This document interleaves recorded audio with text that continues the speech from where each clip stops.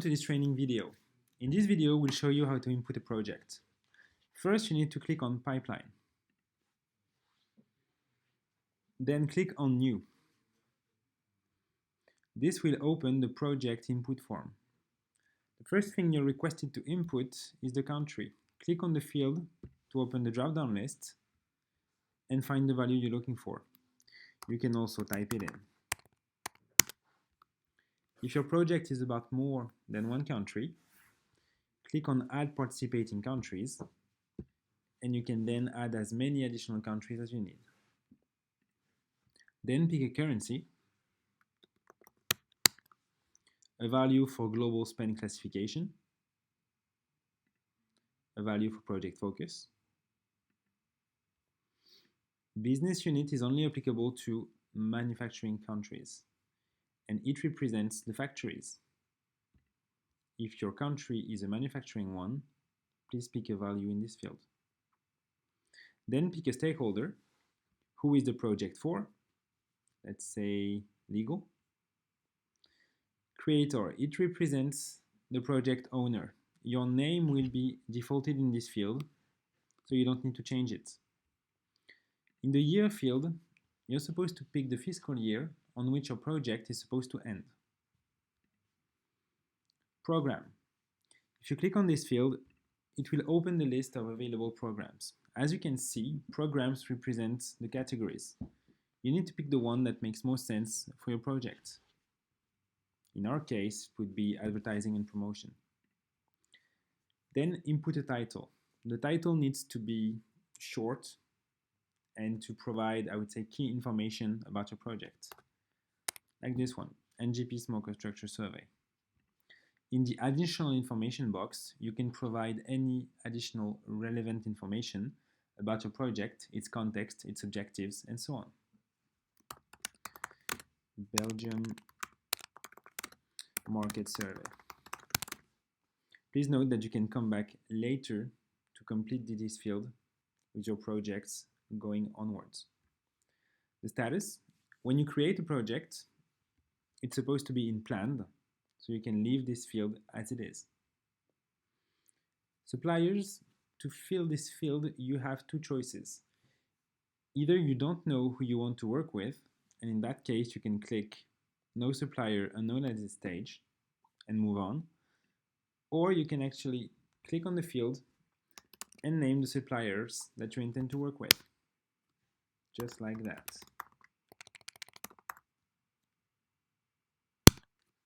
You can add as many suppliers as you need, and if you're looking for a supplier that is not part of the list, let's say John Doe, if you can't find the one that you're looking for, you can add a supplier by clicking on this plus button at the bottom. You will need to input a name, an attached country. In here you would put the country for which the project is being done, a country code, the location of the supplier. You can leave this field as it is, and then you can attach a category to the supplier, and we strongly encourage you to provide at least one of these identifiers. Once you're done, you can hit save, and your supplier will be created and added to your project.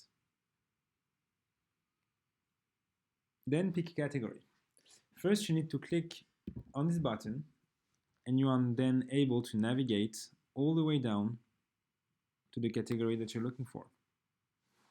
Please note that you cannot pick any category that is not the lowest available level. In our case, it would be ad hoc survey. If you've made a mistake, just click on the cross and it will reset the button. Next up is action type. Action type represents the nature of your project and by extension the nature of its savings. Is this cash savings, cost avoidance, or one-off rebates related? Please note that the little colors represents the nature of the impact. If you hover your mouse, you will see that the green ones represents impact on P&L and the blue one represents cost avoidance. Pick the one that makes most sense for your project. Pick a value for sourcing process. Type of expense. Is your project OPEX or CAPEX related? And finally, will the savings be recurring? Yes or no? Then comes the project planning. Input a project start date. Let's say that you will start working on this project in March, and that the project end date should be somewhere around June. Please note that since this is a project that you will then need to update over time, you don't need to be extremely precise when you create the project. The dates can always be updated and refined along the way. Once you have input the project start and project end, as you can see, the date of expected effect has been created based on your project end. This represents the date on which you expect the savings to start. It can be equal to the project end date, or you can change it to any other date you want. Expected duration of savings. For how long do you expect the savings to run? It's in months, and you can either input the value manually or use the buttons on the right. The tasks. The tasks represent each of the statuses that your project will have to go through. Planned, in progress, completed, and of course could also be cancelled or on hold. In these tasks, you can input milestone dates.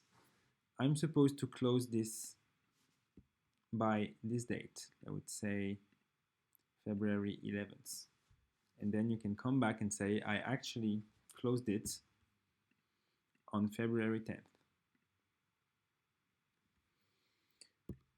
By clicking on Add Set of Tasks, you will have access to two sets of tasks that were preset by your admins.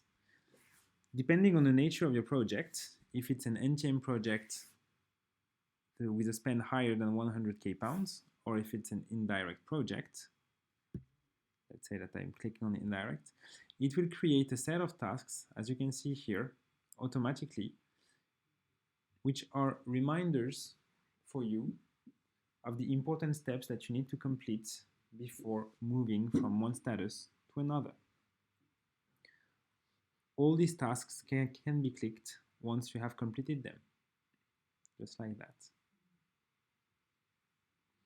Scroll down and we are now reaching the amounts. So the amounts, they work by three, as you can see here: baseline, spend after negotiation, and savings. The baseline is your initial spend. Savings are your savings objective, and the spend after negotiation is the difference between the baseline and savings. You only need to input two of these values, and the other ones will be calculated automatically.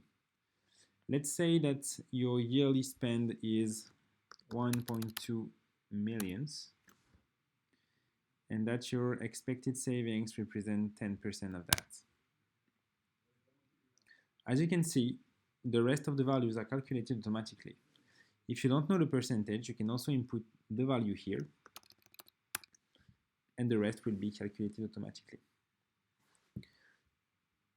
As you can see, there are also two lines, annualized and total. Annualized represents the 12 months value, and the total one represents the value over the contract duration. As you can see here, since we have input 24 as the expected duration of savings, then our total amounts is our annualized multiplied by 2. The numbers are by default split in a linear way. If this is not good in your project's context, you can provide manual repartitions. To do so, click on this button and then choose if you want to provide a repartition for the numbers on a yearly or on a monthly basis. You will then be able to split either the baseline, the spend after negotiation, or the savings, or a combination of baseline and savings, baseline and spend after negotiation, or spend after negotiation and savings. You can split the amounts in any way you want. The only thing that matters is that the total here makes sense with what you have input above. For instance, you want to say that it will impact for 100K FY20. It's no problem. But the total always needs to make sense. If you've started inputting manual repartitions and you want to go back to linear, just click here and here. Finally, you're ready to create your projects. We will see that in the other video showing how to handle a project on a day-to-day basis. You have two options. You can save your project and go back to the pipeline, or save your project and add some documents. Let's try that.